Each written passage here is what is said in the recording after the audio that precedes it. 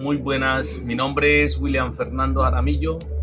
estudiante de la Universidad Nacional Abierta a Distancia del curso de Sociología. El día de hoy vamos a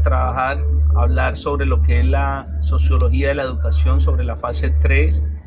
y para ello vamos a hacer un video en el cual vamos a presentar un collage de fotos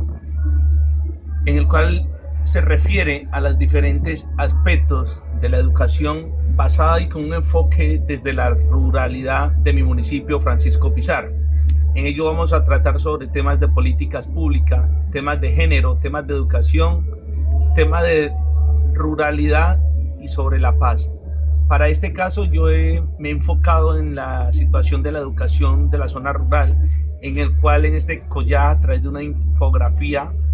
voy a presentar imágenes relacionadas en los diferentes aspectos del tema de la educación en la zona rural. En este marco presento unas fotos donde en la parte superior vemos inicialmente unas escuelas que son pertenecientes a la zona rural ubicadas sobre el río Patía, las cuales presentan deterioros físicos en su infraestructura, desde la parte de pintura hasta la parte física, y también podemos evidenciar también cómo es el traslado de los estudiantes en embarcaciones tipo canoa, transporte fluvial que se hace sobre las riberas y sobre las aguas del río Patía. A su vez, vemos estudiantes que demuestran una felicidad, demuestran unas ganas y una voluntad por asistir, estudiantes que vemos en aulas de madera, y vemos también cómo los docentes en la parte inferior se transportan en embarcaciones pequeñas, donde muchas veces no portan lo que es un chaleco salvavidas o un chaleco flotador que le permita tener una flotabilidad y poder arrimar o ser salvado ante un eventual naufragio, ante una emergencia. En este contexto, un argumento crítico y una opinión muy crítica desde este tema, y tomando como referencia a las fuentes bibliográficas, hoy en día lo que vemos como se imparte una desigualdad, cuando hoy en día se debería hablar que la educación está enfocada no solo en cobertura, sino en calidad y en una equidad. Es decir, que las personas de diferentes contextos geográficos dispersos o colonias profundas, aisladas del centro del país, puedan también tener una educación de calidad. Esta educación de calidad no es digna hoy en día para los habitantes de nuestro municipio, especialmente en la zona rural, donde los jóvenes, niños, se exponen para poder asistir a una aula de clase, para poder adquirir conocimiento. Más allá del tema de las condiciones de tránsito, teniendo en cuenta que en nuestro municipio no existen vías interveredales o caminos que nos permitan conectarnos, todo el transporte fluvial. Esto nos demuestra el nivel de desigualdad, las brechas sociales que existen, y de cómo la educación se vuelve un reto donde no se vuelve inclusiva sino exclusiva,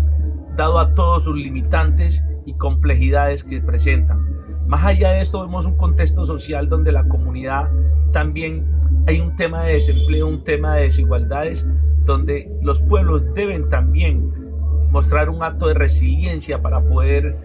superarse, teniendo en cuenta que no es un problema solo desde la infraestructura, desde lo socioeconómico, sino también desde lo académico, y cómo los mismos docentes muchas veces no cuentan con la formación. Hoy día podemos ver docentes que son simplemente normalistas en estos centros rurales, cuando vemos que esos no son el contexto real de la educación en el centro del país o en las grandes ciudades, metrópolis o municipios de segundo, tercer nivel y primer nivel. Vemos también cómo la educación debería ser garantía de un derecho humano, para cuando los docentes lleguen sin formación contextualizada, sin herramientas también tecnológicas y sin acompañamiento institucional que garantice una educación de calidad.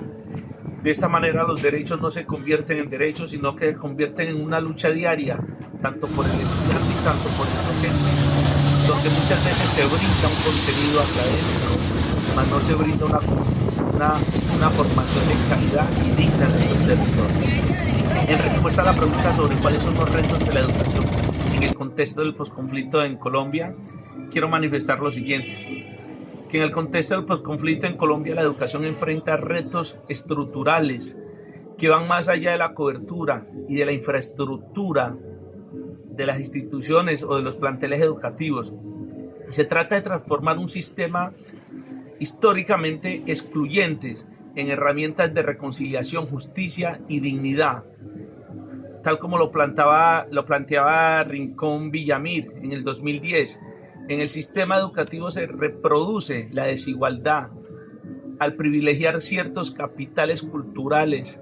como son algunos sectores geográficos del país, y como se excluye a otros, cuando la educación no debería reproducir esa desigualdad, sino que debería ser de manera, como dije en un principio, de cobertura, de calidad y de equidad, donde las condiciones que tengan los niños en estas zonas sean las mismas que tengan las de otros sectores. También vamos a ver desde este contexto, desde el posconflicto, dejamos por fuera los saberes de las comunidades territoriales, los ancestrales, los cuales podría reconocer el aprendizaje en la zona rural, como en Francisco Pizarro, la ausencia de políticas educativas que contextualicen y de esta manera cómo la reincidencia de la violencia afecta lo que es el tema de los derechos humanos y de la educación, generando unas desigualdades y violando lo que son los derechos en inclusión en temas de género, cómo personas son abusadas, como niñas son sometidas a labores del hogar, donde muchas veces los niños también tienen que decidir entre ir a la escuela o entre ir a trabajar, donde niñas tienen que decidir entre labores del hogar o labores académicas, donde la educación no se vuelve una oportunidad, sino un acto de resistencia para sobrevivir, para superarse y poder proyectarse a crecer en un mundo donde la desigualdad en el territorio es notada como tal. Para ellos también, para cerrar, ya quiero manifestar lo siguiente. Respecto a los retos de la educación en el posconflicto Colombia, no se limita solo en temas de cobertura, como ya lo he dicho, ni infraestructura, solo tener unas aulas o que el gobierno llegue con obras de acero locales o nacional de construir aulas, sino que también se basa en una infraestructura que implica en la transformación profunda de los modelos educativos, en que se reconozca la diversidad de los territorios, las formas, los contextos, y que se promueva una equidad que fortalezca la formación del docente y que convierta a la escuela en un espacio de vida, de dignidad y de esperanza. De esta manera concluyo. Espero que haya sido de su agrado, de su entendimiento. Muchas gracias por escucharme. Que tengan un feliz día.